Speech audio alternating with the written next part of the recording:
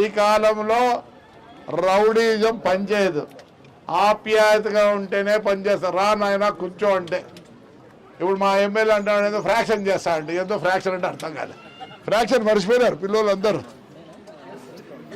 Fraction మర్చిపోయినారు. అసలు fraction అంటేనే తెలియదు. ఆయన మళ్ళీ ఫ్రాక్షన్ చేస్తాడంట. ఆయనే ఫ్రాక్షన్ గీక్షన్ ఏం చేయడు. కానీ నాకు తెలుసు అదేదో ఒక సామెత చూడరా, మీకు భయం అయితే నా చుట్టూ పనుకోమంటారే, ఏమంటారు ఏందో అంటారే, ఏంటికి భయం అయితే మీకు భయం అయితే నా చుట్టూ పనుకోండి. ఆ పద్ధతి ఆయనకి ఏదో పిచ్చి పట్టింది, విడిచిపెట్టండి. దాని గురించి ఎక్కువ మాట్లాడాల్సిన పని కూడా లేదు. ఎందుకంటే ఏంది ఫ్రాక్షన్, ఎవరు ఒప్పుకుంటారు? ఫ్రాక్షన్ అంటే ఎవరు ఒప్పుకోరు. ఫ్రాక్షన్ అంటే ఆయనకి ఏందో అనుకుంటారు. తిక్కబట్టినప్పుడు ఫ్రాక్షను గీక్షను అంటాడు. ఎవరు నా మాట అనొచ్చా? అసలు ఒప్పుకుంటారా? నాయనా అప్ప అంటేనే మీరు దగ్గర రావడం లేదే. ఈ కాలంలో ప్రతి ఒక్కరు 200 రూపాయలు సంపాదిస్తున్నాడు. నాయకుడు అనేవాడు మిమ్మల్ని ప్రేమగా రా నాయన అంటేనే బరువుగా ఉంది మాకు పరిస్థితి. ఫ్రాక్షన్ అంటే వస్తారా? అసలు కొడవలు ఆచార్యులు ఎప్పుడైతే ఏ ఆచార్య కొడవలు ఉన్నాయంటే కొడవలు ఎవరినా చేపించుకునేది అంటున్నాడు. ఈ పరిస్థితిలో ఏంది ఆయన పొద్దునూకులు ఫ్రాక్షన్ గురించి ఇంకోటి మాట్లాడేది? అందుకోసం నేను చెప్పేది ఒకటే, ఇలానే కొన్ని ఊర్లు మనకున్నాయి. లక్ష్యంపల్లె మాదిరే తెలికి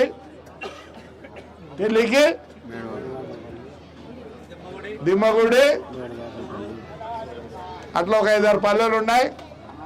మనం రేపు సంవత్సరంలో అంటే ఇంకా అయిపోయింది, రేపు ఒకరోజే ఉండేది.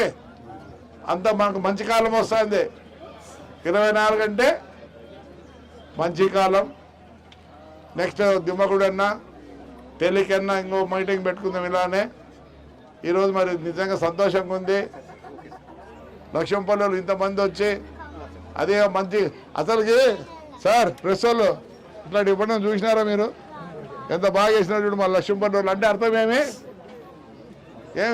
ఏం అర్థం వరకు ఇంత బాగా వేసినారంటే మిరపకాయ లెక్క, పత్తి లెక్క. అదే పాతది, ఇప్పుడు కాదు. అంటే ఇంకా ఉంది కాబట్టి ఎట్లా డిజైన్ ఫస్ట్ టైం చూస్తాను ఇది మటుకు. ఇదంటే చూసినా కానీ ఇంత జోరుగా వేసినారంటే మీరు ఎంత ధైర్యవంతులు ఇప్పుడు తెలిసిపోతుంది. అందుకోసం ఎవరికి భయపడాల్సిన పనిలే, ఒప్పుకోరు. ఈ కాలంలో బెదిరిస్తే ఒప్పుకోరు, ఆప్యాయంగా పలకరిస్తే ప్రతి ఒక్కరు ఒప్పుకుంటారు నాయన.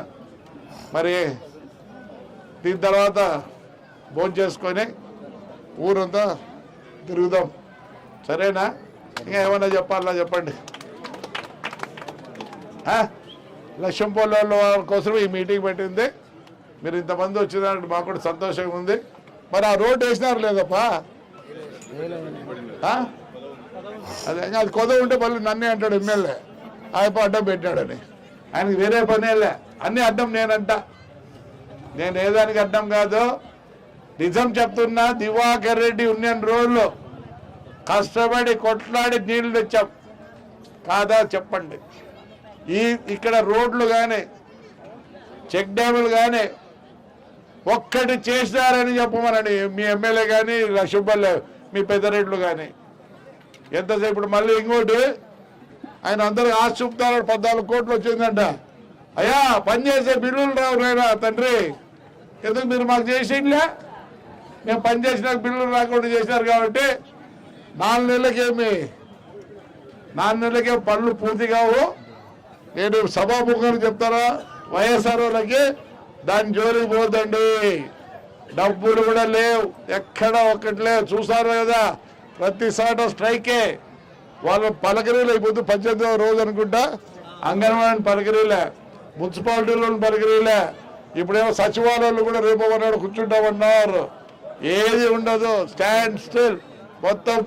నేను చెప్తున్నా వైఎస్ఆర్ వాళ్ళు ఎవరు కాంట్రాక్ట్ చేయొద్దండి. కాంట్రాక్ట్ చేసి ఇరుక్కపోతారు, డబ్బులు లేవు. రైట్. లక్ష్యంపల్లెకి ఒకసారి భరోసా, నేను మీకు, మీరు ఎవరి దగ్గరికి పోవాల్సిన పనిలే. చక్కగా నా ఫోన్ నంబర్ చాలా మంది తెలుసు, మీ వాళ్ళకి ఫోన్ నంబర్ పెట్టుకోండి. కష్టం వస్తే ఫోన్ చేయండి, తప్పకుండా నెరవేరుస్తా.